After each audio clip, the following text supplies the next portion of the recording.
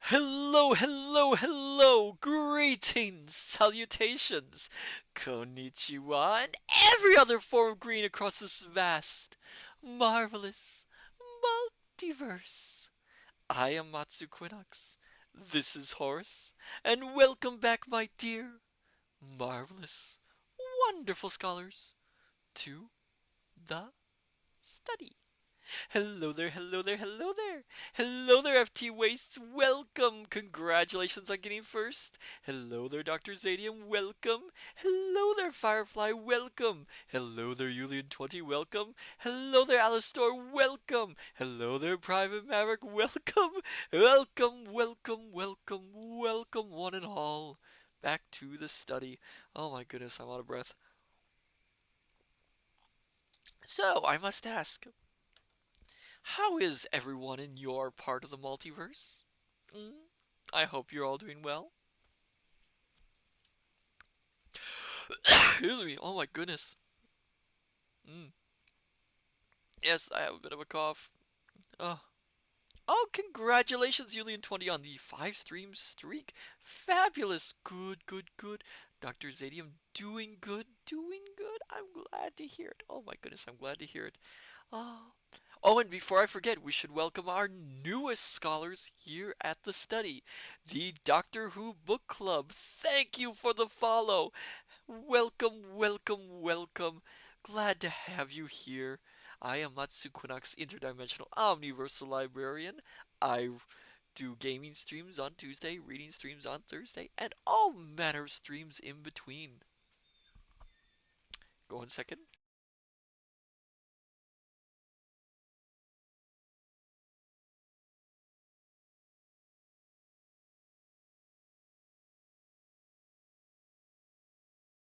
I'll be right back, my dear scholars.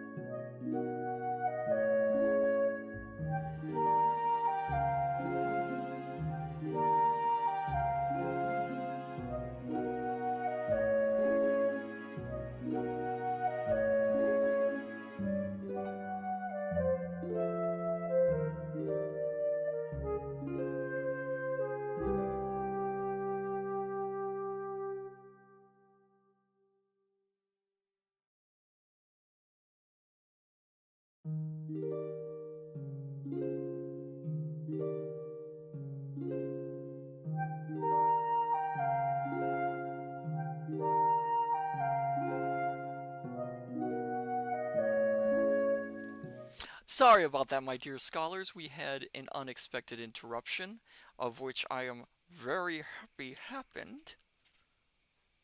We dealt with it, and as long as there are no more interruptions, no more noises, no more scowling, no more arguments, then we're all good to go. And hello there, Kinshon, welcome! Alistair, I'm doing well. I just borrowed The Hobbit yesterday. I never read. I've seen 7 movies and played the games, but I haven't seen the books yet. Oh, well, enjoy. They're wonderful books.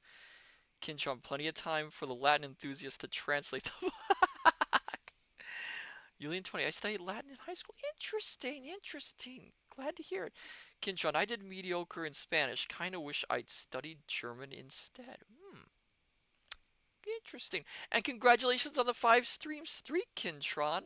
Well, as to my day was alright. Until a few minutes ago. Seems like stress likes to find my way here. Doesn't it, Horace? Horace, sometimes I think you're the only one I can trust around here. No offense, my dear scholars. Oh, but I digress. So, tonight, my dear scholars, we are going to be continuing our read of Kidnapped. Ooh. By Robert Louis Stevenson.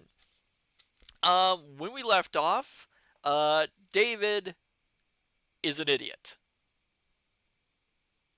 There's no other way to describe David. He is an absolute idiot. He's he managed to get away from the ship, which crashed. Ended up on an island, and ends up he got himself sick. I forgot that he ate raw shellfish and got himself sick. And it ends up this entire time he could have just crossed from the island to the mainland because of the tide. Because he didn't check.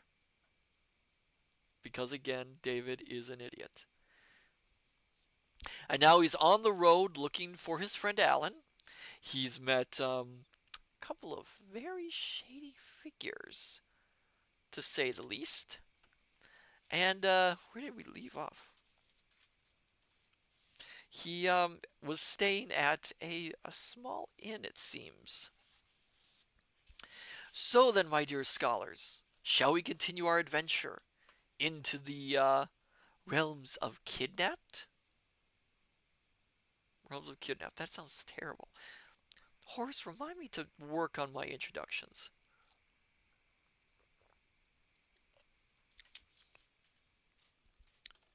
FT Wastes. Onward! We shall do so. Julian 20, yes, please.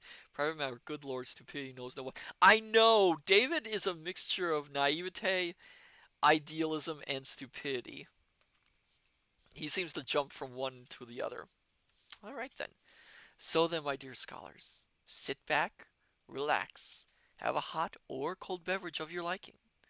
Dim the lights if you wish, and we shall continue our reading of Kidnapped by Robert Louis Stevenson.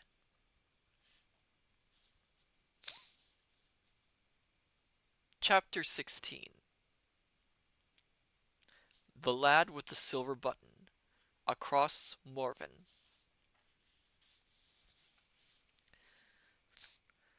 There is a regular ferry from Torsay to Kinlochline on the mainland. Both shores of the Sound are in the country of the Strawn clan of the MacLeans, and the people that passed the ferry with me were almost all of that clan. The skipper of the boat, on the other hand, was called Neil Roy McCrob, and since McCrob was one of the names of Alan's clansmen, and Alan himself had sent me to that ferry, I was eager to come to private speech of Neil Roy. In the crowded boat this was of course impossible, and the passage was a very slow affair.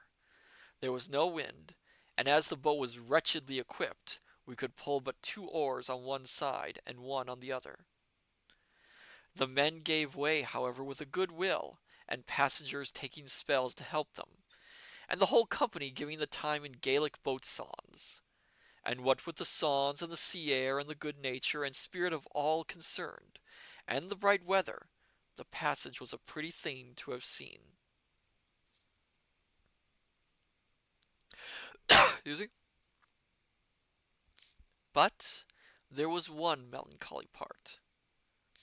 In the mouth of Loch Elaine we found a great sea-going ship at anchor, and this I supposed at first to be one of the king's cruisers, which was kept along that coast, excuse me, both summer and winter, to prevent communication with the French. As we got a little near, it became plain she was a ship of merchandise, and what still more puzzled me, not only her decks, but the sea beach also, were quite black with people, and skiffs were continually plying to and fro between them. Yet near, and there began to come to our ears a great sound of mourning, the people on board, and those on the shore crying and lamenting one to another, so as to pierce the heart. Then I understood this was an emigrant ship, bound for the American colonies.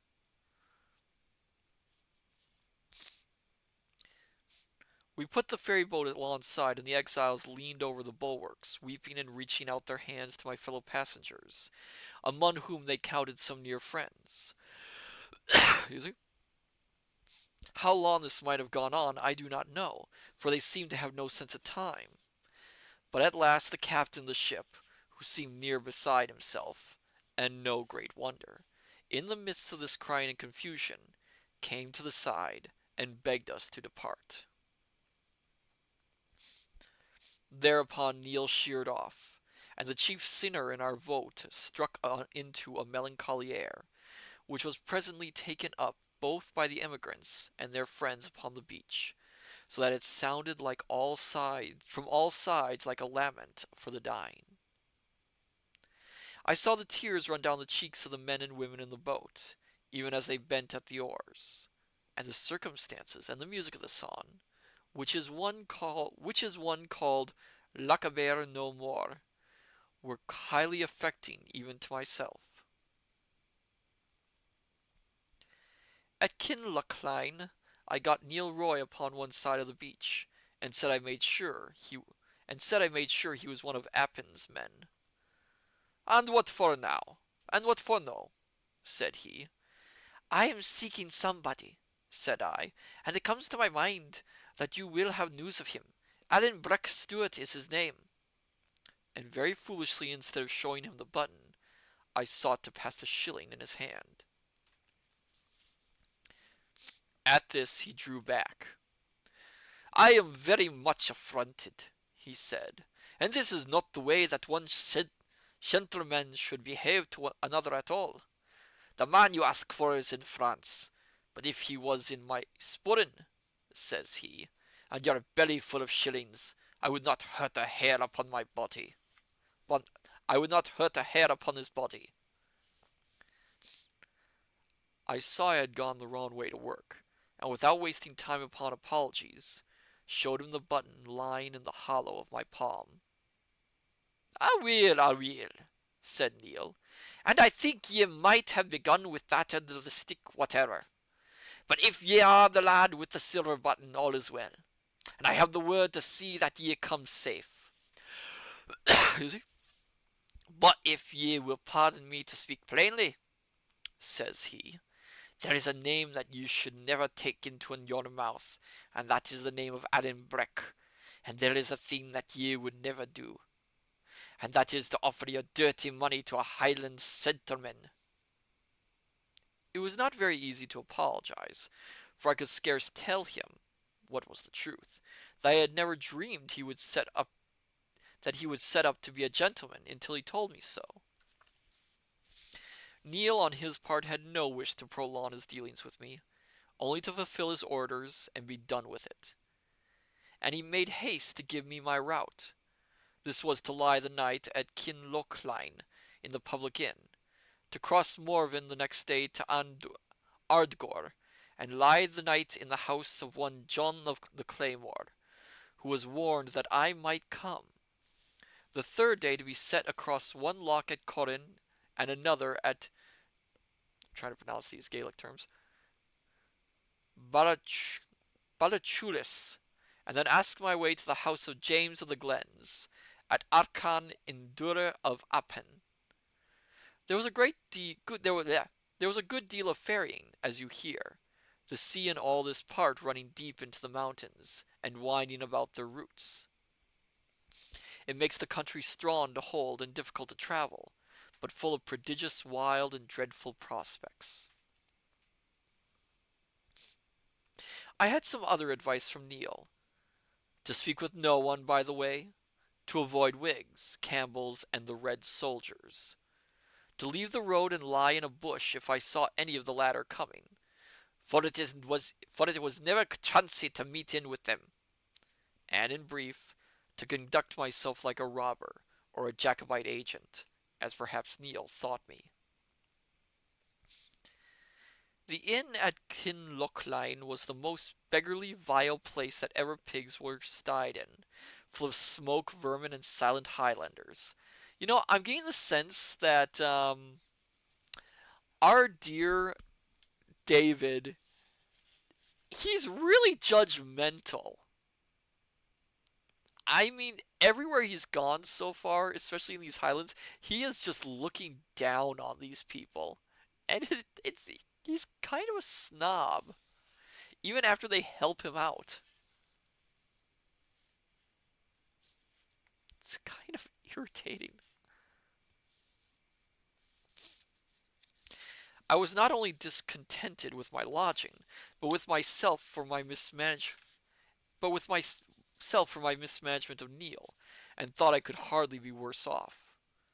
But very wrongly, as I was soon to see, for I had not been half an hour at the inn, standing in the door most of the time, not to ease my eyes from the peat smoke, when a thunderstorm came close by. The springs broke in a little hill on which the inn stood, and one end of the house became a running water. Places of public entertainment were bad enough all over Scotland in those days. Yet it was a wonder to myself when I had to go from the fireside to the bed in which I slept, wading over the shoes. Again, judgmental. Early in my next day's journey, I overtook a little stout, solemn man, walking very slowly with his toes turned out, sometimes reading in a book, and sometimes marking the place with his finger, and dressed decently and plainly in something of a clerical style. This I found to be another catechist. Catechist? Catechist. But of a different order from the blind man of Mull, being indeed one of those sent out by the Edinburgh Society for propagating Christian knowledge to evangelicize the more savage places of the Highlands. His name was Hinderland. He spoke with a broad south country tongue, which I was beginning to weary for the sound of, and besides common countryship, we soon found we had a more particular bond of interest. Sorry. For my good friend, the minister of Essendine, had translated into the Gaelic in his by time a number of hymns and pious books, which Hinderland used in his work, and held in great esteem. Indeed, it was one of these he was carrying and reading when we met. We fell in company at once, our ways lying together as far as to Kingelach. As we went, he stopped and spoke with all wayfarers and workers that we met or passed, and though of course I could not tell what they discouraged about, yet I judged Mr. Henderland must be well liked in the countryside, for I observed many of them to bring out their mulls and share a pinch of snuff with him. I told him as far in my affairs as I judged wise, as far that is, as they were none of Allan's, and gave Balachulish as the place I was travelling to meet a friend, for I thought Orcharn, or even Durer, would be too particular and might put him on the scent. On his part, he told me much of his work, and the people he worked among, the hiding priests and Jacobites, the disarming act, the dress, and many other curiosities of the time and place. He seemed moderate, blaming Parliament in several points, and especially because they had framed the act more severely against those who wore the dress than against those who carried weapons. This moderation put it in my mind to question him of the Red Fox and the Appin tenants, questions which I thought would seem natural enough in the mouth of one traveling to that country. He said it was a bad business. "It's wonderful," said he, "where the tenants find the money, for their life is mere starvation. You don't carry such a thing as snuff, do you, Mr. Balfour? No?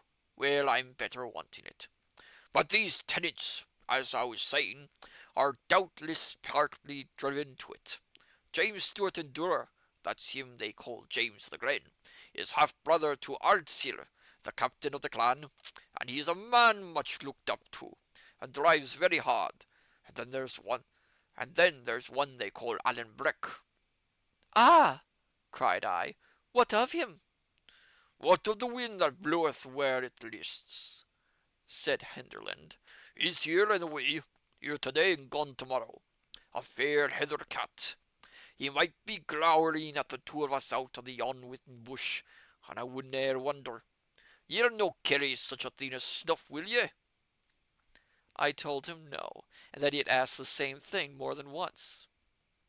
"It's highly possible," said he, sighing, "but it seems strange ye shouldn't ne'er carry it. However, as I was saying, this Alan Breck is a bold, desperate customer, and will kent to be James' right hand. His life is forfeit already. He would boggle at nothing, and maybe if a tenant body was to hang back, he would get a dirk in his wham." "You make a poor story of it all, Mr. Henderland," said I. "If it is all fear upon both sides, I care to hear no more of it."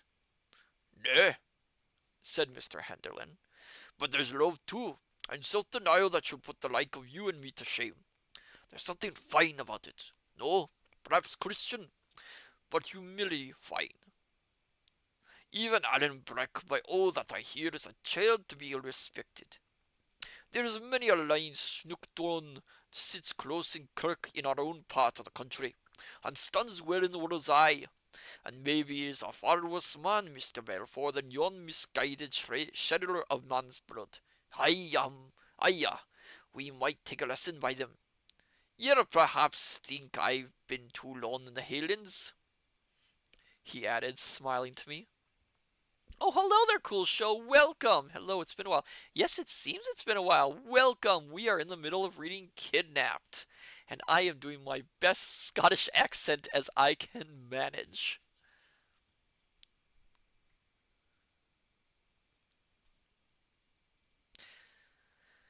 I told him not at all, that I had seen much to admire among the Highlanders, and if he came to that, Mr. Campbell himself was a Highlander.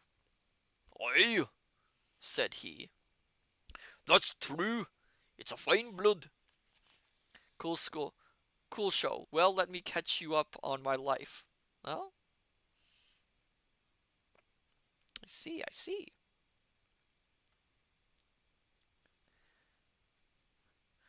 And what is the king's agent about?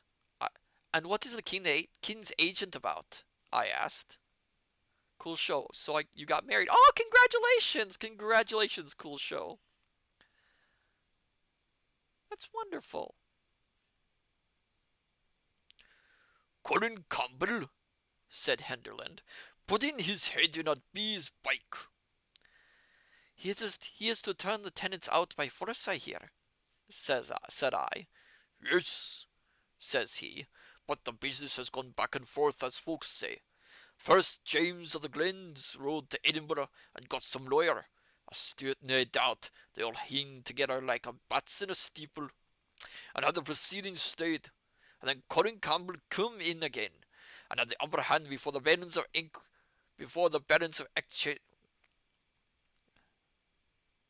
Exchanger. Can't pronounce that. That's hard. And now they tell me the first of the tenants are to flit tomorrow. It's to begin at Durra and the James very windows, which Doesn't seem wise by my humble way of it. Cool show. And 2 days ago, I got surgery on my toe. Oh, I'm sorry to hear that. You were very welcome. Do you think they'll fight? I asked. Well, said Hinterland, they're disarmed, or supposed to be, for there's still a good deal of cold iron lying by in quiet places. And then Colin Campbell has the soldiers coming. But for all that, if I was his later wife, I wouldn't be well pleased till I got him home again. They're queer customers, the Appenstutes. Cool show. I'm in very much pain. Aww. Well, I hope this story can cheer you up or at least entertain you.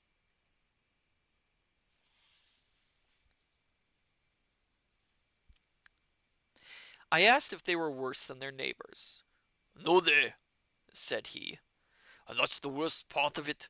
For if Colin Roy can get his business done in Appin, he has it all to begin again in the next country, which they call Mamor, and which is one of the countries of the Camerons. He is king's factor upon both, and from both he has to deliver out the tenants, and indeed, Mr. Belfour, to be open with you, it's my belief that if he escapes the one lot, he'll get his death by the other. I better get a drink. Oh my goodness. I mean, doing a Scottish accent is a lot of fun. I'm enjoying it immensely, but oh my goodness, is it hard on the vocal cords.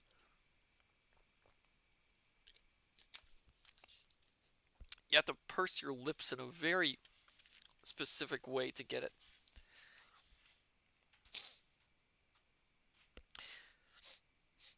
So we continued talking and walking the great part of the day, until at last Mr. Henderland, after expressing his delight in my company and satisfaction at meeting with a friend of Mr. Campbell's, "Whom," says he, "I will make bold to call that sweet sinner of our covenant Zion," proposed that I should make a short stage, and lie the night in his house a little beyond Kingairloch. To say truth, I was overjoyed, for I had no great desire for John of the Claymore, and since my double misadventure, first with the guide and next with the gentleman skipper, I stood in some fear of any Highland stranger. Accordingly, we shook hands upon the bargain, and came in the afternoon to a small house, standing alone by the shore of the Linné Loch. The sun was already gone from the desert mountains of Ardgore upon the hither side, but shone on those of Appin on the farther. The loch lay as still as a lake, only the gulls were crying round the sides of it. The whole place seemed solemn and uncouth. We had no sooner come to the door of Mr. Hinderland's dwelling than, to my great surprise, for I was now used to the politeness of Highlanders, he burst rudely past me, dashed into the room, caught up a jar and a small horn spoon, and began ladling snuff into his nose in most excessive quantities.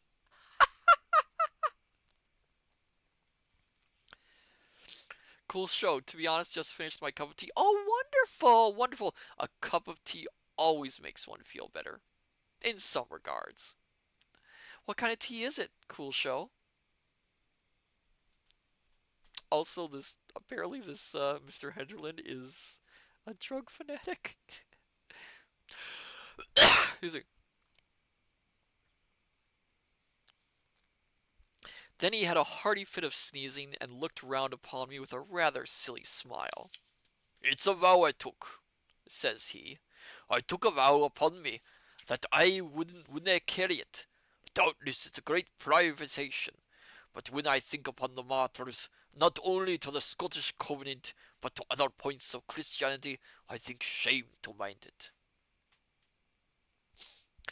As soon as we had eaten, and porridge and whey was the best of the good man's diet, he took a grave face and said he had a duty to perform in Mr. Campbell, and that was to inquire into my state of mind towards God.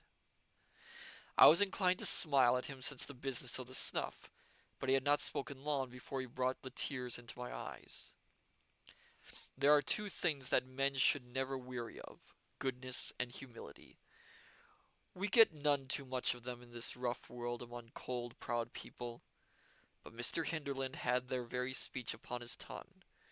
And though I was a good deal puffed up with my adventures, and with having come off, as the saying is, with flying colors, yet he soon had me on my knees beside a simple poor old man, and both proud and glad to be there. Before he went to bed he offered me sixpence to help me on my way, out of a scanty store he kept in the turf wall of his house, at which excess of goodness I knew not what to do. But at last he was so earnest with me that I thought it the more mannerly part to let him have his way, and so left him poorer than myself. Aw, well, he seems like a decent fellow. I mean, when he's not scarfing down snuff.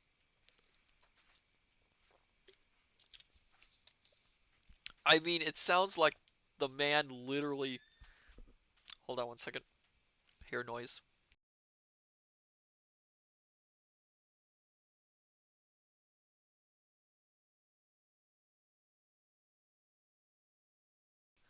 Give me one second, my dear scholars. Another visitor.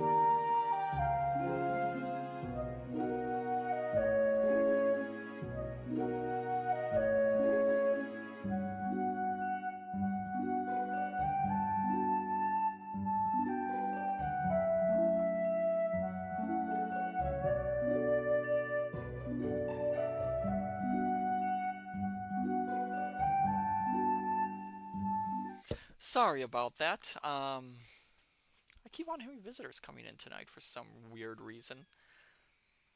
If they would remember. Okay, but we luckily we're in the middle between chapters, so it shouldn't interrupt the flow. Okay then, let's continue. Chapter 17. The Death of the Red Fox. Wait, spoilers already? Huh. Don't you love it when a chapter just spoils the big reveal in it? The next day Mr. Henderland found for me a man who had a boat of his own, and was to cross the Linneth Loch that afternoon into Appin, fishing. Him he prevailed on to take me for he was one of his flock, and in this way I saved a long day's travel and the price of the 2 public ferries I must otherwise have passed. It was near noon before we set out, a dark day with clouds, and the sun shining upon little patches. The sea was here very deep and still, and had scarce a wave upon it, so that I must put the water to my lips before I could believe it to be truly salty. The mountains on either side were high, rough, and barren, very black and gloomy in the shadow of the clouds, but all silver laced with little watercourses where the sun shone upon them. It seemed a hard country, this of Appin, for people to care as much about as Allen did. Excuse me. There was but one thing to mention. A little after we had started, the sun shone upon a little moving clump of scarlet close in along the water side to the north. It was much of the same red as soldiers' coats. Every now and then, too, there came little sparks and lightnings, as though the sun had struck upon bright steel. I asked my boatman where it should be, and he answered he supposed it was some of the red soldiers coming from Fort William to Appin, against the poor tenantry of the country. Well, it was a sad sight to me, and whether it was because of my thoughts of Allen, or from something prophetic in my bosom, although this was but the second time I had seen King George's troops, I had no good will to them. Excuse me again. At last we came to near the point of land at the entering in of Loch Leven, that I begged to be set on shore. My boatman, who was an honest fellow and mindful of his promise to the catechist, would fain have carried me on to Balachulis. It's hard to pronounce some of this stuff. But as this was set on but as this was to take me farther from my secret destination, I insisted, and was set on shore at last under the wood of Lettermore, or Lettervore, for I have heard it both ways, in Allen's country of Appin. This was a wood of birches, growing on a steep craggy side of a mountain that overhung the loch. It had many openings and ferny houghs, and a road or bridle track ran north and south through the midst of it, by the edge of which where was a spring. I sat down to eat some oat bread of Mr. Heatherland's, and think upon my situation. Here I was not only troubled by a cloud of stinging midges, but far more by the doubts of my mind. What I ought to do, why I was going to join myself with an outlaw, and a would-be murderer like Allen, whether I should not be acting more like a man of sense to tramp back to the south country direct, by my own guidance and my own charges, and what Mr. Campbell, or even Mr. Heatherland, would think of me if I should ever learn if they should ever learn my folly and presumption. These were the doubts that now began to come in on me stronger than ever.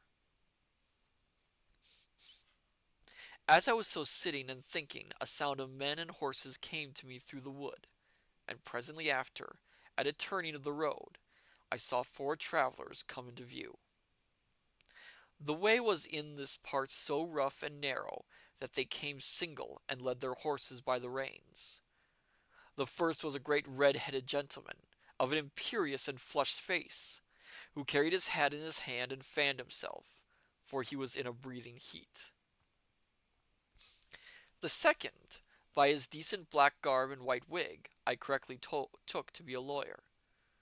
The third was a servant, and wore some part of his clothes in tartan, which showed that his master was of a Highland family, and either an outlaw or else in singular good odor with the government, since the wearing of tartan was against the act. Sorry. If I had been better versed in these things, I would have known the tartan to be of the Argyle or Campbell colors. Yes, in fact, each clan has its own tartan. Fun fact. In fact, if you didn't know, Clan McDuck of DuckTales, if you are familiar with that show, also has its official own tartan, and these tartans are registered with the Scottish government. It's fascinating. This servant had a good-sized portmanteau strapped on his horse, and a net of lemons to brew punch with, hanging at the saddle-bow, as was often enough the custom with luxurious travellers in that part of the country. As for the fourth, who brought up the tale, I had seen his like before, and knew him at once to be a sheriff's officer. I had no sooner seen these people coming than I made up my mind, for no reason that I can tell, to go through with my adventure, and when the first came alongside of me, I rose up from the bracken and asked him the way to Archarn. He stopped and looked at me as I thought a little oddly, and then turning to the lawyer, trying to think which one. Who's the character who's talking? I can't tell who's talking. Mungo, said he, there is many a man would think this more of a warning than two pites. Here am I on my road to Dura on the job ye ken, and here is a young lad starts up out of the bracken and speers if I am on the way to Auchan. Glenur, said the other, this is an ill subject for jesting. These two had now drawn close up and were gazing at me, while the two followers had halted about a stone cast in the rear. And what seek ye in Auchan? Said Colin Roy Campbell of Glenure. Him they called the Red Fox, for he it was that I had stopped. The man that lives there, said I. James of the Glens, said Glenure musingly. And then to the lawyer, is he gathering his people, think ye? Anyway, says the lawyer, we shall do better to bide where we are and let the soldiers rally us. If you are not concerned for me, said I am neither of his people nor yours, but an honest subject of King George, owing no man and fearing no man. I am getting really irritated with David and all his actions in this story. Honestly. Why, very well said, replies the factor. But if I may make so bold as ask, what is this honest man so far from his country? And why does he come asking the brother of Ardsale? I have power here, I must tell you. I am king's factor upon several of these estates, and have 12 files of soldiers on my back. I have heard a waif word in the country, said I, a little nettled, that you are a hard man to drive. He still kept looking at me, as if in doubt. Well, said he at last, your turn is bold, but I am no unfriend to plainness. If ye had asked me the way to the door of James Stewart on any other day but this, I would have set ye right and bidden ye Godspeed. But today, Mungo? And he turned again to look at the lawyer. And just as he turned, there came the shot of a firelock from higher up the hill, and with the very sound of it, Glenure fell upon the road. Oh, I am dead! He cried several times over.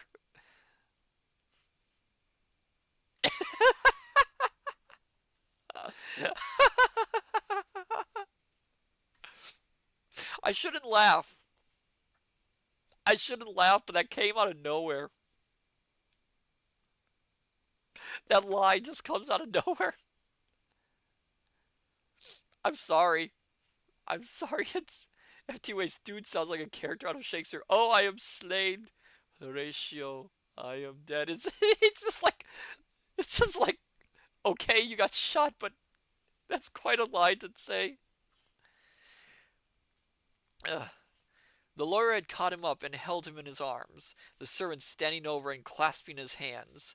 And now the wounded man looked from one to another with scared eyes, and there was a change in his voice that went to the heart. Take care of yourselves, said he.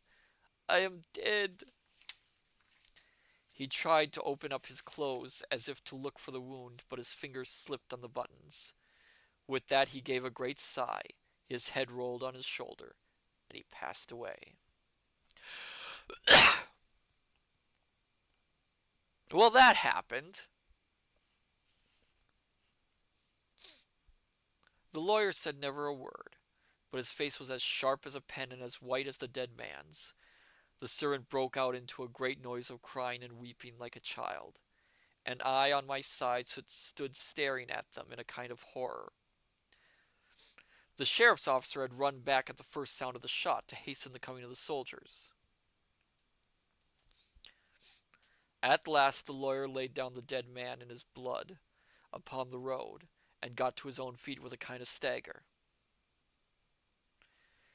I believe it was his movement that brought me to my sense, for he had no sooner done so than I began to scramble up the hill, crying out, "The murderer! The murderer!"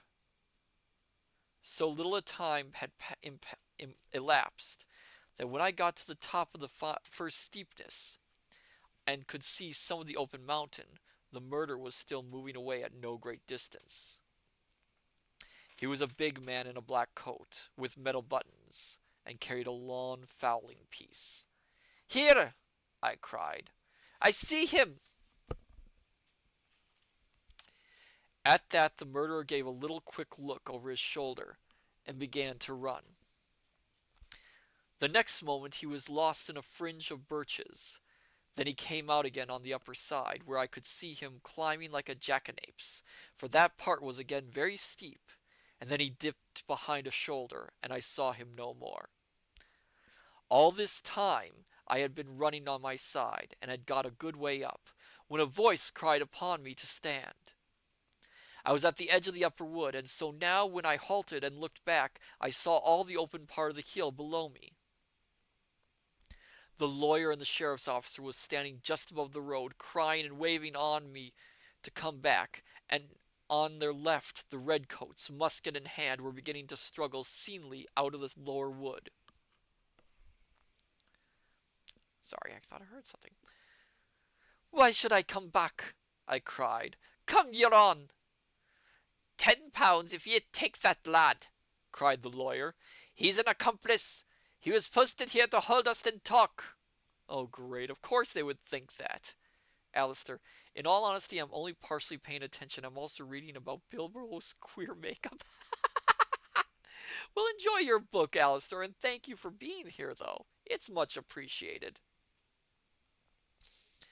At that word, which I could hear quite plainly, though it was to the soldiers and not me that he was crying it, my heart came in my mouth with quite a new kind of terror. Indeed, it is one thing to stand the danger of your life, and quite another to run the peril of both life and character.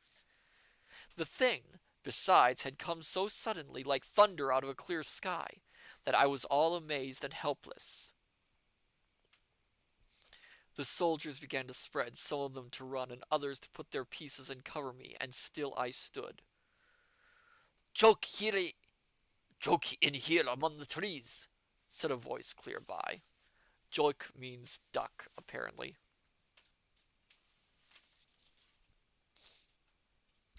Indeed, I scarce knew what I was doing, but I obeyed, and as I did so I heard the firelocks bang and the balls whistle in the birches.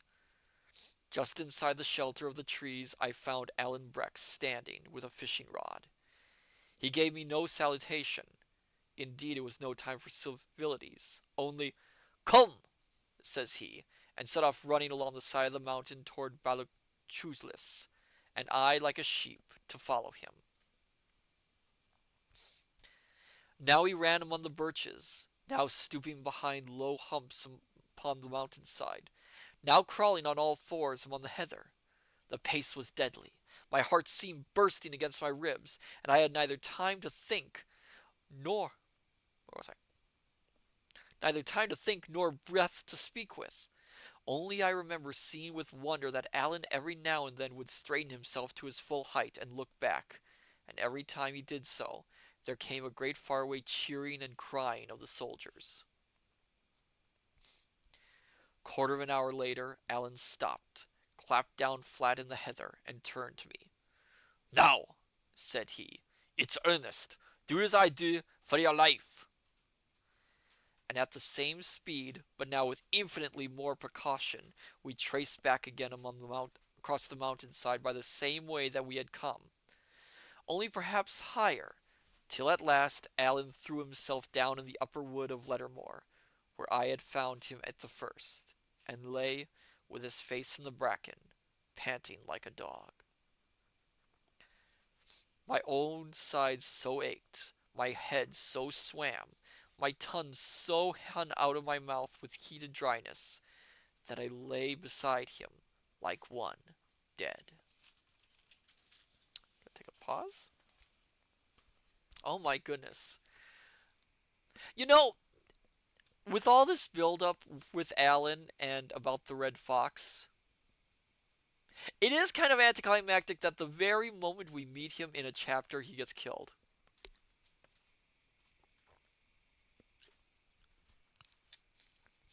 And again, I have to hand it to David for all his singular naivety that he thought that, standing in place just where a murder was happening, that he would not be immediately thought suspicious.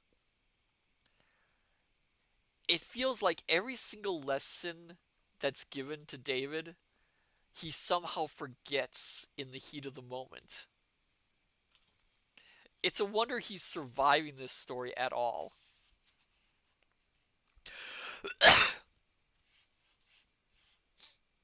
Chapter 18.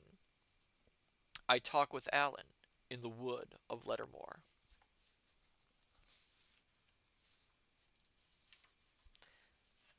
Alan was the first to come round. He rose, went to the border of the wood, and peered out a little, and then returned and sat down. "Well," said he, "yon was a hot burst, David." I said nothing, nor so much as lifted my face. I had seen murder, and a great ruddy jovial gentleman struck out of life in a moment. The pity of that sight was still sore within me, and yet that was but a part of my concern. Here was murder done upon the man Alan hated. Here was Alan skulking in the trees and running from the troops. And whether his was the hand that fired or only the head that ordered, signified but little. By my way of it, my only friend in that wild country was blood guilty in the first degree. I held him in horror. I could not look upon his face. I would rather have lain alone in the rain on my cold isle than in that warm wood beside a murderer.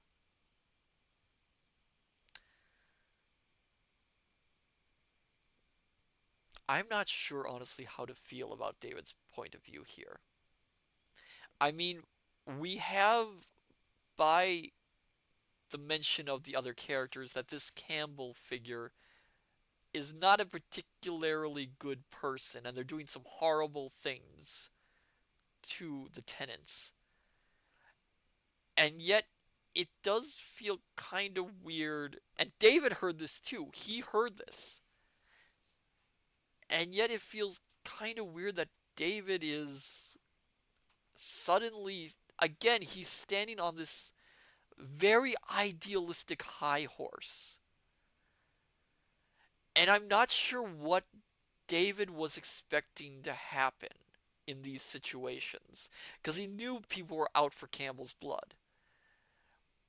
So I don't know particularly what it is going through David's mind in a case like this.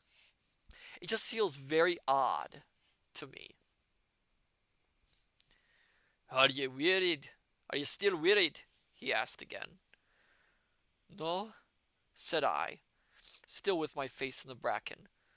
"No, I am not wearied now, and I can speak. You and me must twain," I said. "I liked you very well, Alan, but your ways are not mine, and they're not God's, and the short and the long of it is just that we must twain." Twain, of course, meaning part. "I will hardly twain from you, David, without some kind of reason for the same," said Alan, mighty gravely. Maybe it's, you know what, I'm gonna pause again. Maybe it's because the times have changed and society has changed. Maybe modern readers reading this would be less in David's mindset when it comes to what has happened compared to probably what Alan's gonna say.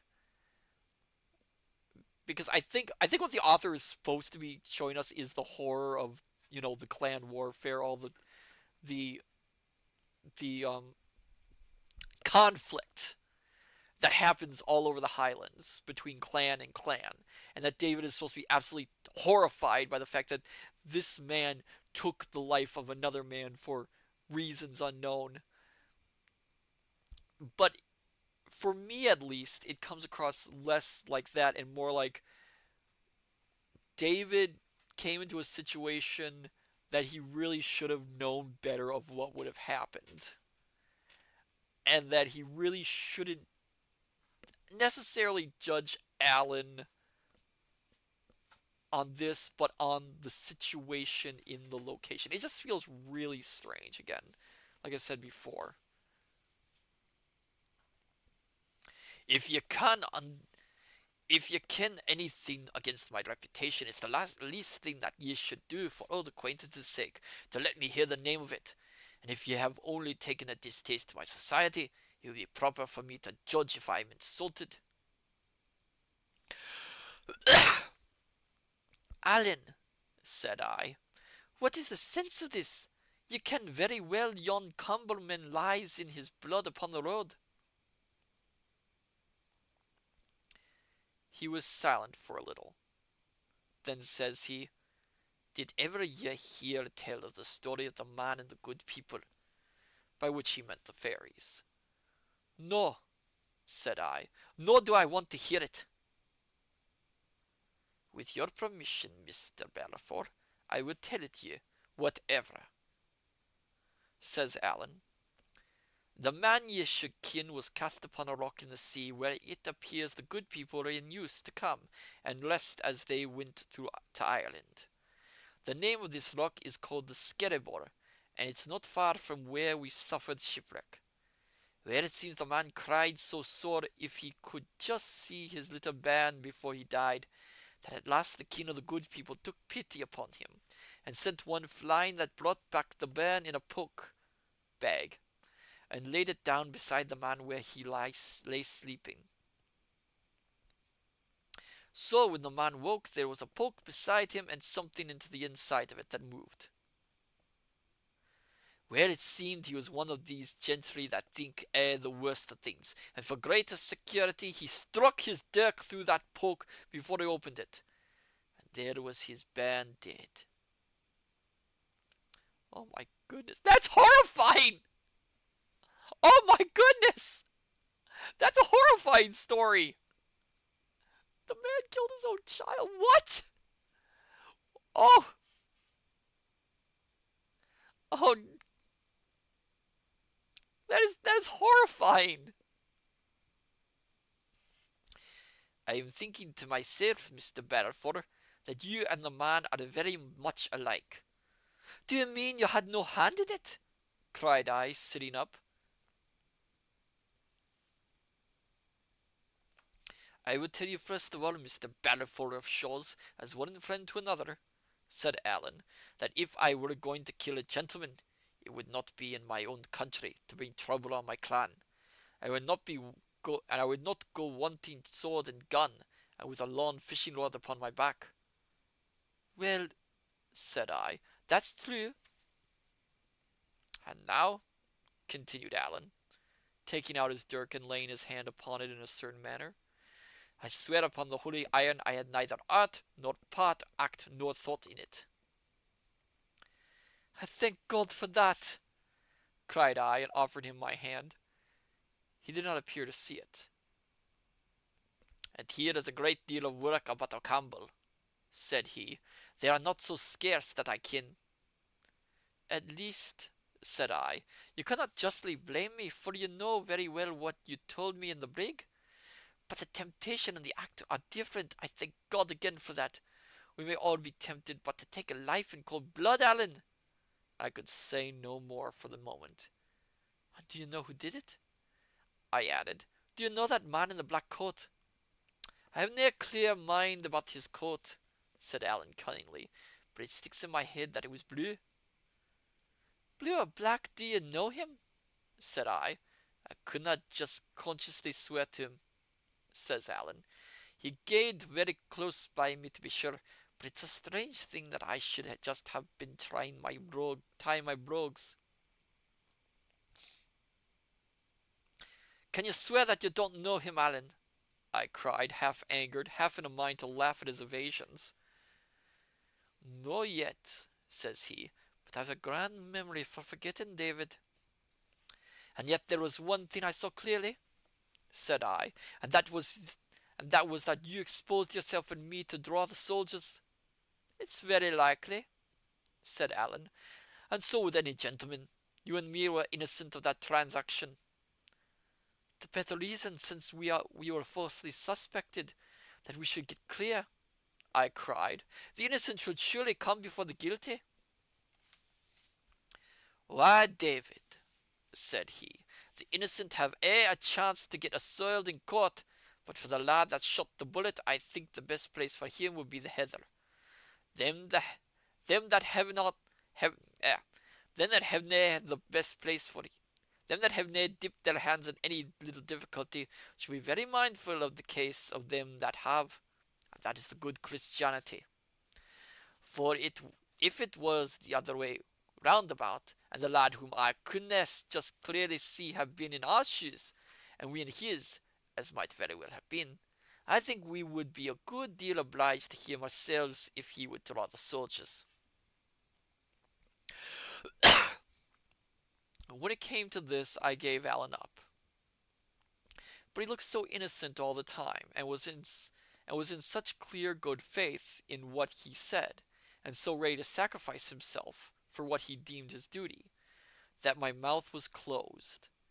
Mr. Heatherland's words came back to me, that we ourselves might take a lesson by these wild Highlanders. Well, here I had taken mine. Alan's morals were all tail first, but he was ready to give his life for them, such as they were. Again, David is so judgmental, so amazingly judgmental. Alan, said I'll not say it's the good Christianity as I understand it, but it's good enough. And here I offer ye my hand for the second time. Whereupon he gave me both of his, saying surely I had cast a spell upon him, for he could forgive me anything. Then he grew very grave, and said we had not much time to throw away, but must both flee that country. He, because he was a deserter, and the whole of Appin would now be searched, like a chamber, and everyone obliged to give a good account of himself. And I, because I was certainly involved in the murder. Excuse me. Oh, says I, willing to give him a little lesson, I have no fear of the justice of my country. As if this was your country, said he, or if ye would be tried here in a country of Stuarts. It's all Scotland, said I. Man, I whiles wonder at ye, said Alan. This is a Campbell that's been killed. Well, he'll be tried in Inverara, the Campbell's Head place, with 15 Campbells in the jury box, and the biggest Campbell of all, and that's the Duke, sitting cocking on the bench. Justice, David, the same justice by all the word as Glenure found a while ago at the roadside. And I will say, from what I understand of the history, Alan is pretty much correct in this judgment. This frightened me a little, I confess, and would have frightened me more if I had known how nearly exact were Alan's predictions. Indeed, it was but in one point that he exaggerated, there being but 11 Campbells on the jury, though as the other 4 were equally in the Duke's depenture, it mattered less than might appear. Still I cried out that he was unjust to the Duke of Argyle, who, for all he was a Whig, was yet a wise and honest nobleman. Hoot! Said Alan. The man's a Whig, nae doubt, but I would never deny he was a good chieftain to his clan. And what would the clan think if there was a Campbell shot, and naebody hanged, and their own chief the Justice General? But I have often observed, said Allan, that you low country bodies have no clear idea of what's right and wrong. At this I did at last laugh out aloud, and to my surprise, Allan joined in and laughed as merrily as myself. Nay, nay, said he, we're in the Highlands, David, and when I tell ye to run, take my word and run. Nae doubt it's a hard thing to skulk and starve in the heather, but it's harder yet to lie shackled in a red coat prison. I asked him whither we should flee, and as he told me to the lowlands, we should flee, and as he told me to the lowlands, I was a little better inclined to go with him, for indeed I was growing impatient to get back and have the upper hand of my uncle. Besides, Allan made so sure that there would be no question of justice in the matter that I began to be afraid he might be right. Of all deaths, I would truly like least to die by the gallows, and the picture of that uncanny instrument came into my head with extraordinary clearness, as I had once seen it engraved at the top of a peddler's ballad, and took away my appetite for courts of justice. "I'll chance it, Allan," said I. "I'll go with ye." "But mind ye," said Allan, "it's no small thing. Ye maun lie bare and hard, and brook many a empty belly. Your bed shall be the moorcocks, and your life shall be like the hunted deer's, and ye shall sleep with your hand upon your weapons. Ay, man, ye shall tangle many a weary foot, or we get clear. I tell ye this at the start, for it's a life that I ken well. But if ye ask what other chance ye have, I answer nane. Either take to the heather with me, or else hame." "And that's a choice very easily made," said I, and we shook hands upon it. "And now let's take another keek at the redcoats," said Allan, and he led me to the northeastern fringe of the wood. Looking out between the trees, we could see a great side of the mountain, running down exceedingly steep into the waters of the loch. It was a rough part, all hanging stone and heather, and bit scrags of birchwood, and away at the far end towards Ballichulitz, little wee red soldiers were dipping up and down over hill and howe, and growing smaller every minute.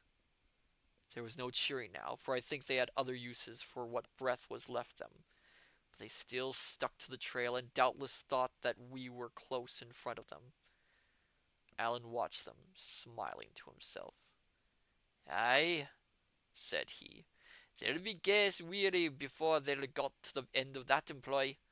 And so you and me, David, can sit down and eat a bite, and breathe a bit longer, and take a dram from my bottle.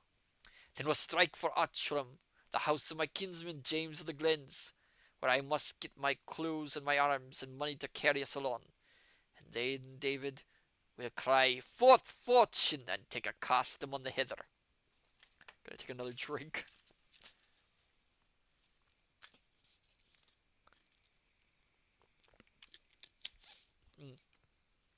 This chapter seems a little bit longer.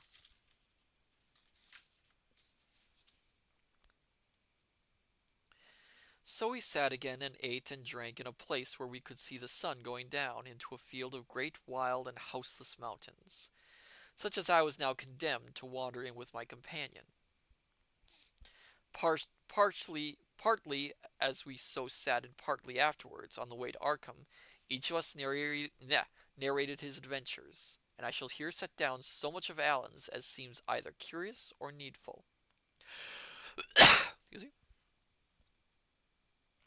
It appears he ran the bulwarks as soon as the wave was past, saw me, and lost me, and saw me again as I tumbled in the roost, and at last had one glimpse of me cleaning on the yard. It was this that put him in some hope I would maybe get to land after all, and made him leave those clues and messages which had brought me, for my sins, to that unlucky country of Appin. In the meanwhile, those still in the brig had got the skiff launched, and one or two were on board of her already, when there came a second wave greater than the first, and heaved the brig out of her place, and would certainly have sent her to the bottom had she not struck and caught on some projection of the reef. When she had struck first it had been bows on, so that the stern had hitherto been lowest. But now her stern was thrown in the air, and the bows plunged under the sea, and with that the water began to pour into the fore scuttle like the pouring of a mill dam. It took the color out of Allan's face even to tell what followed, for there was still two men lying impotent in their bunks, and these, seeing the water pour in and thinking the ship had foundered, began to cry out aloud, that with such harrowing cries that all who were on deck tumbled one after another into the skiff and fell to their oars. They were not 200 yards away when there came a third great sea, and at that the brig lifted clean over the reef, her canvas filled for a moment, and she seemed to sail in chase of them, but settling all the while. And presently she drew down and down, as if a hand were drawing her, and the sea closed over the covenant of Dysart.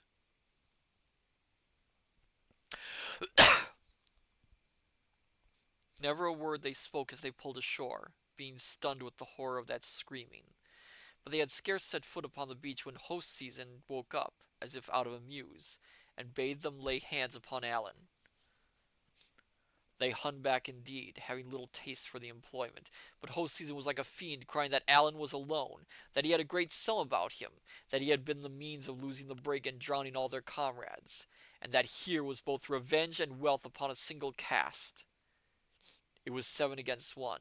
In that part of the shore there was no rock that Allan could set his back to, and the sailors began to spread out and come behind him. And then, said Allan, the little man with the red head, I haven't the mind of the name that he is called. Like, said I. Aye, said Allan. Like, it was him that took up the clubs for me, asked the men if they were near fear of a judgment, and says he, Dod, I'll put my back to the Highlandman's myself. Can't get that word right. I'll put my back to the Highlandman's myself. That none such an entirely bad little man, you little man with the red head, said Allan. He had some spunks of decency. Well, said I, he was kind to me in this his way. And so he was to Allan, said he, and by my troth I found his way a very good one. But you see, David, the loss of the ship and the cries of these poor lads sat very ill upon the man, and I'm thinking that would be the cause of it. Well, I would think so, says I, for he was as keen as any of the rest at the beginning. But how did house season take it? It sticks in my mind that he would take it very ill, says Allan. But the little man cried to me to run, and indeed I thought it was a good observe, and ran. The last that I saw that were all in a knot upon the beach, like folk that would not agree very well together. What do you mean by that? Said I. Where the fists were going, said Allan, and I saw one man go down like a pair of bricks. But I thought it would be better to not know to wait. You see, there's a strip of Campbell's in the there. You see, there's a strip of Campbell's in that end of Mull, which is no good company for a gentleman like me. If it hadna been for that, I would have waited and looked for ye myself, let alone given a hand to the little man. It was droll how Allan dwelt on Mr. Reich's stature, for as to say the truth, the one was not much smaller than the other. So, says he, continuing, I set my best foot forward, and whenever I met in with anyone, I cried out there was a wreck ashore. Man, they didna stop to fast with me. You should have seen them linking for the beach.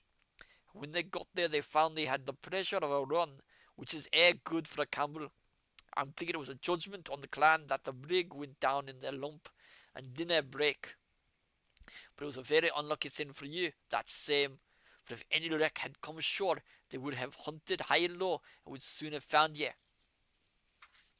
Oh my goodness. Well, that's interesting, my dear Suck. Oh, I'm not sure what to say about that chapter. Um, yeah, like I said before, David is he's very judgmental in this book.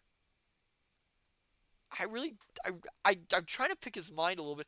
And again, maybe it's the values have changed with that, but he really is, he looks down on Alan for a reason that's, again, he heard the story from Alan's point of view. And at times it seems like he sympathizes with Alan, and then all of a sudden he'll turn sides and sympathize with the Campbells and see Alan as some sort of awful person. It's the same thing that ran into with the captain. I mean, the captain basically was going to sell him to slavery, yet he saw the captain as this noble, wonderful person. And it just comes across again that that David's a little bit wishy-washy about everyone and isn't all that entirely sure of whose side he means to be on. Anyway, I think we can do one more chapter for the night and we'll call it. Let me just get a drink, my dear scholars, of water.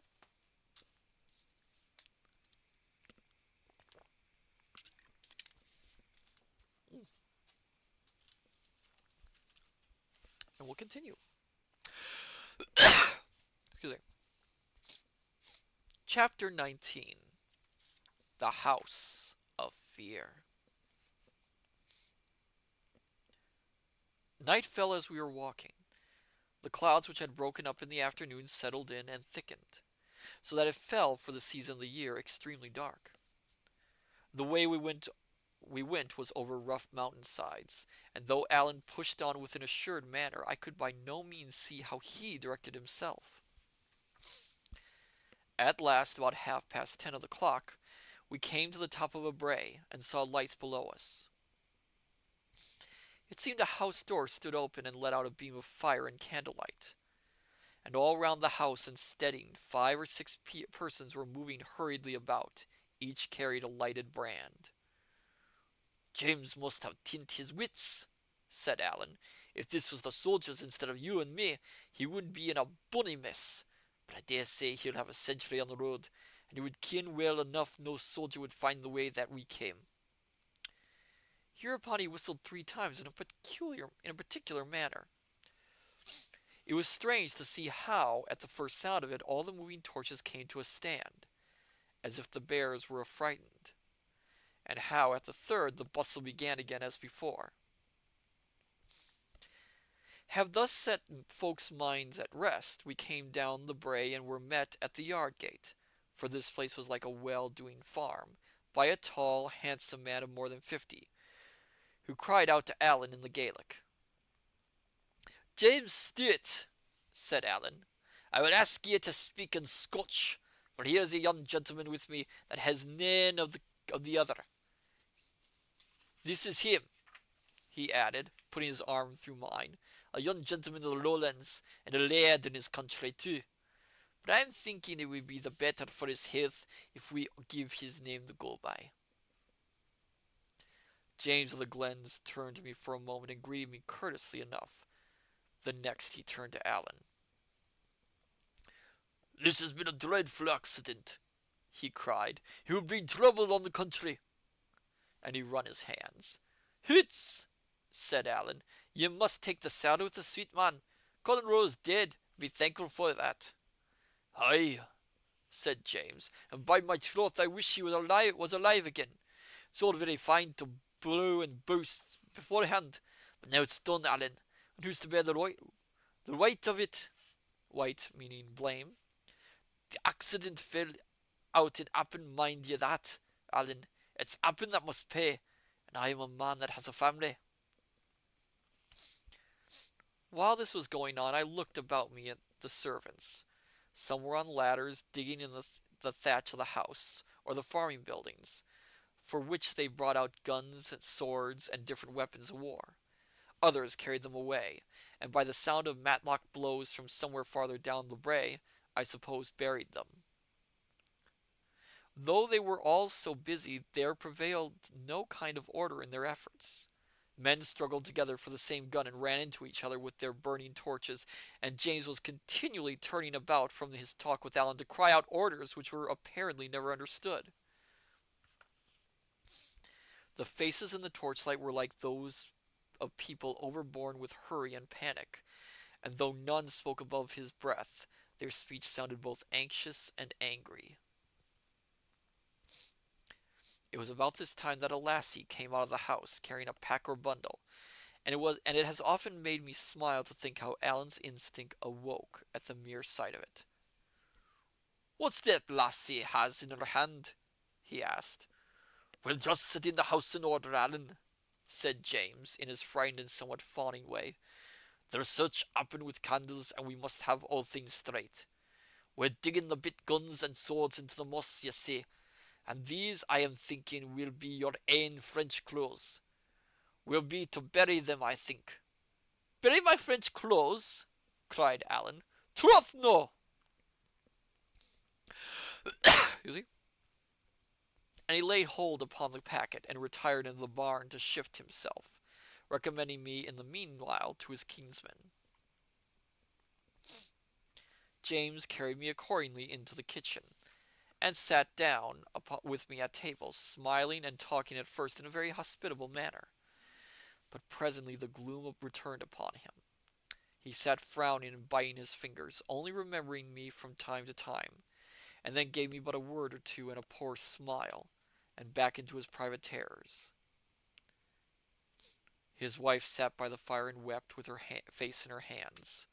His eldest son was crouched upon the floor, running over a great mass of papers, and now and again setting one alight and burning it to the bitter end. All the while a servant lass with a red face was rummaging about the room in a blind hurry of fear, and whimpering as she went. And every now and again one of the men would thrust in his face from the yard and cry for orders. At last James could keep his seat no longer, and begged my permission to be so unmannerly as walk about. "I am but poor company altogether, sir," says he, "but I can't think of nothing but this dreadful accident, and the trouble it is like to bring upon quite innocent persons." A little after he observed his son burning a paper which he thought should have been kept, and at that his excitement burst out so that it was painful to witness. He struck the lad repeatedly. "Oh, my goodness! Are you gone git? Mad?" he cried. "Do you wish to hang your father?" And forgetful of my presence, carried on at him a long time in the Gaelic, the young Anne answering nothing, only the wife at the name of hanging, throwing her apron over her face and sobbing louder than before. This was all wretched for a stranger like myself to hear and see, and I was right glad when Alan returned, looking like himself in his fine French clothes, though, to be sure, they were now grown almost too battered and withered to deserve the name of fine. I was then taken out of my t- in I was now I was then taken out in my turn by another of the sons, and given that change of clothing of which I had stood so long in need, and a pair of Highland brogues made of deer leather, rather strange at first, but after a little practice very easy to the feet. By the time I came back, Alan must have told his story, for it seemed understood that I was to fly with him, and they were all busy upon our equipment. They gave us each a sword and pistols, though I professed my inability to use the former, and with these and some ammunition, a bag of oatmeal, an iron pan, and a bottle of right French brandy, we were ready for the heather. Money indeed was lacking. I had about 2 guineas left. Alan's belt having been dispatched by another hand, that thrusty messenger had no more than 17 pence to his whole fortunes.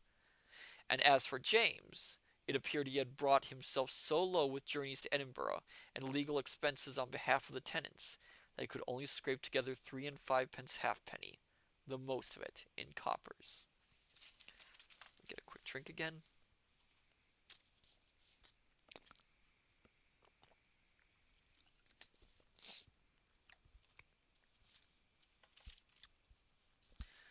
That'll, this'll no do.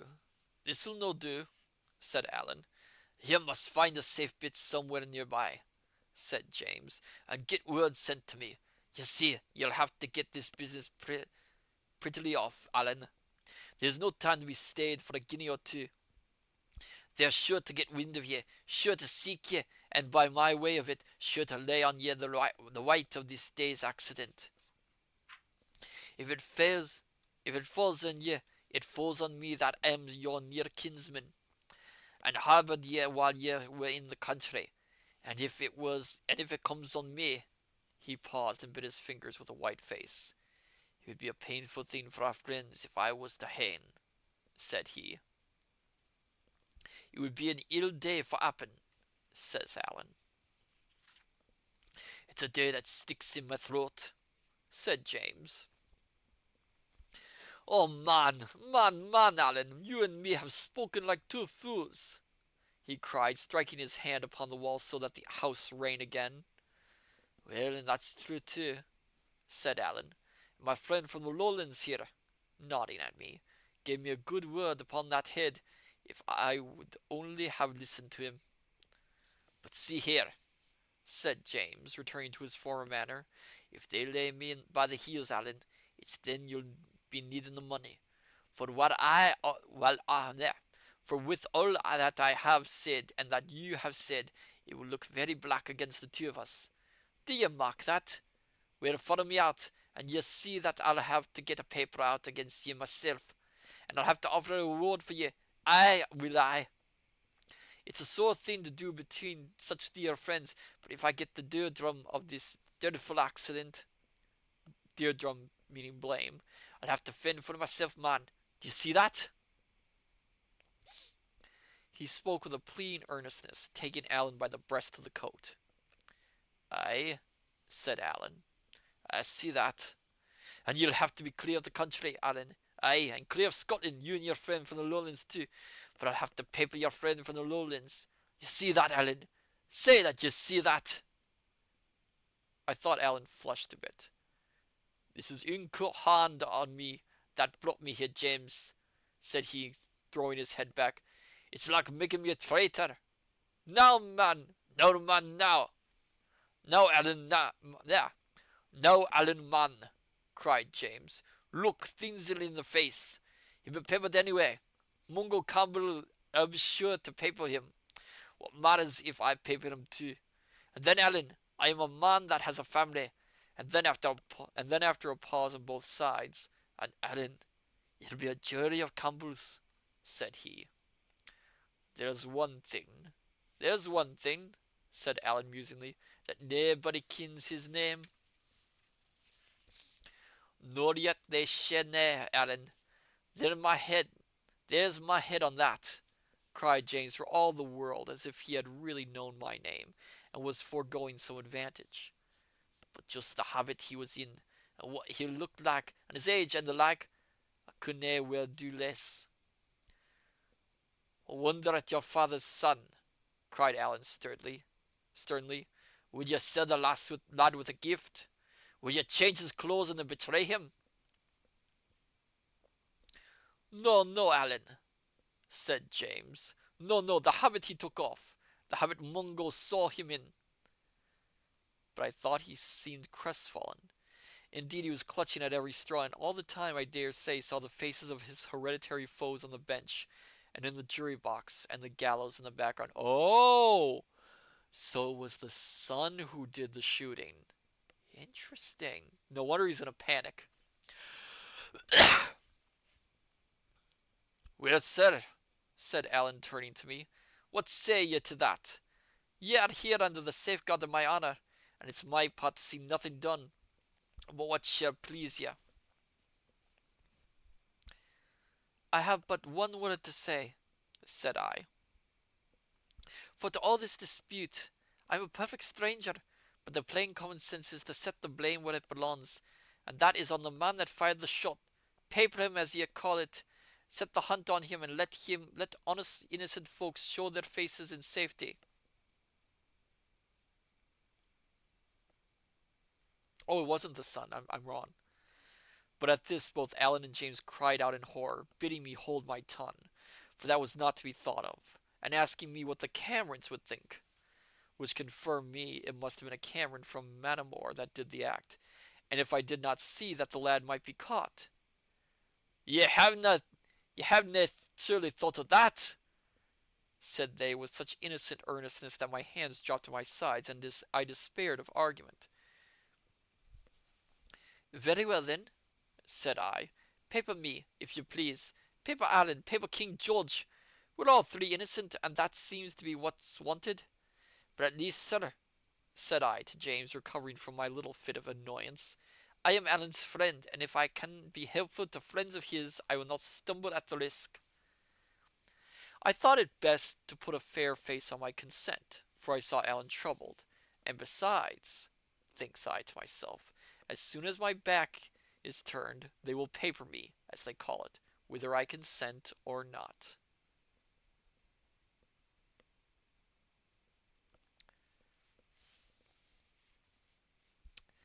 Where was I? For I had no sooner said the words than Mrs. Stewart leapt out of her chair, came running over to us, and wept first upon my neck and then on Allen's, blessing God for our goodness to her family. "As for you, Allen, it was no more than your bounden duty," she said. "But for this lass that has come here and seen us at our worst, and seen the good man fleeching like a suitor, him that by right should give his commands like any king. As for you, my lad," she says, "my heart is willing not to have your name, but I have your face, and as long as my heart beats under my bosom, I will keep it and think of it and bless it." And with that she kissed me, and burst out once more into such sobbing that I stood abashed. "Hoot, hoot!" said Allen, looking mighty silly. "The day come cruel soon in this month of July, and tomorrow there'll be a fine to do in Apron, a fine riding of dragoons, and crying out Cruchan, and running of redcoats, and it behooves you and me to the sooner to be gone." Cruchan apparently is the rallying word of the Campbells. Thereupon we said farewell, and set out again, bending somewhat eastwards in a fine, mild, dark night, and over much the same broken country as before. And we'll stop right there, my dear scholars. We have 10 chapters left in this book. Oh my goodness, it's moving pretty quickly. I hope you've been enjoying this book. I actually am enjoying it tremendously, except for the fact that David is irritating me to the extreme. Um, I can't decide what is going through his mind half the time, or what. It seems like he is just out to get himself in trouble constantly. I don't know whether to feel sorry for him or whether to just be so exasperated with him I want nothing to do with him. It's interesting. It's interesting. But I digress. So next week, if everything goes according to plan, I don't know if there is a collab going on this Sunday, the Dracula collab. We will see. I'll keep you informed, my dear scholars. But next week, there's going to be a little bit of a change in plans. Normally, as you know, I do a gaming stream on Tuesday. Unfortunately, plans came up on Tuesday, which means I won't be able to stream at my usual time. I'll have to stream a little later. What time it is, I will tell you. But instead of a gaming stream, we will be once more doing a movie stream. And we'll be watching a film in the public domain, which will be The Lady Vanishes, directed by Alfred Hitchcock. It'll be interesting. We did a film last time, Charade, which was a film which was very similar to Hitchcock's movies, but he did not direct it. This time we will be watching an actual Hitchcock film. So I hope you enjoy that. And then, of course, on Thursday, if everything goes according to plan, we will be continuing our reading of Kidnapped. So, before we go, let's see who we can raid. I want to thank all you wonderful scholars for being here, by the way, and for buying your time and dealing with all the little intermissions I've had. I apologize for the interruptions. Things like these unfortunately happen.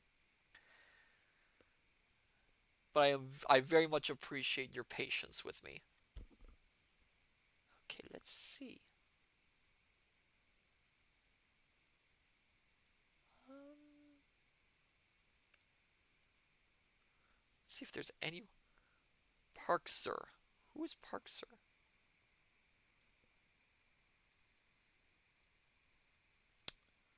I don't know who Parkser is.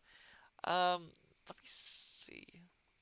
'Cause I got a few others who I could stream as well, Alistair. I want to see if there's anyone new also we can stream to.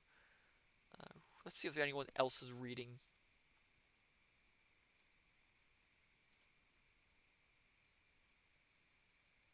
Oh, that's not what I want.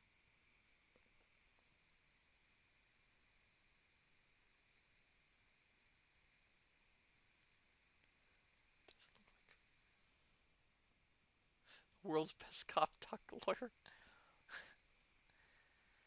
Oh, jeez. Is there any?